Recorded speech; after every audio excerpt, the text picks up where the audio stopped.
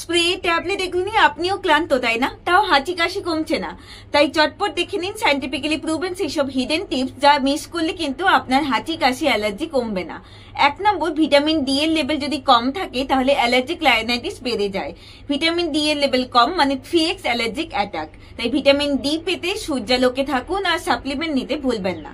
2 নম্বর, mites মানে 60 to 70% mite attack allergic রিয়াকশনকে বাড়িয়ে দেয়। এই জন্য আপনার বালিশ, তোশক বা পর্দা এগুলোকে সপ্তাহে 1বার থেকে 2বার অন্তত ভালো করে রোদ খাওয়াবেন। 3 নম্বর, রাইনাইটিসের জন্য যদি আপনি কোনো স্টেরয়েড নেসেল স্প্রে ব্যবহার করেন, চেষ্টা করবেন রাতে ব্যবহার করতে, কারণ রাতে হিস্টামিনের সিক্রেশন বেশি হয়। এটা অনেকেই জানে না, এটা এফেক্টিভনেস বাড়িয়ে দেয়। 4 নম্বর, এসি রুমের হিউমিডিটি যদি 45% to 55% না হয় তাহলে আপনার রাইনাইটিস আরো খারাপ হয়ে যাবে, কারণ ড্রাই এয়ার নাকের নেসাল মেমব্রেনকে খারাপ করে, ব্লকেজ আরো বাড়িয়ে দেয়। 5 নম্বর, যদি জিইআরডি থাকে তাহলে রাইনাইটিস কখনো ঠিক থাকবে না।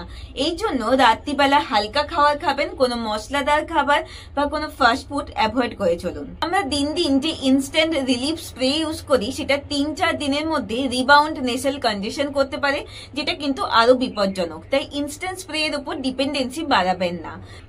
অ্যালার্জিক রাইনাইটিস পুরোপুরি কিওর না হলেও 80 to 90% মানুষ এইসব টিপস যদি ফলো করে চলেন তাহলে মেডিসিন ছাড়াই স্টেবল থাকতে পারবেন।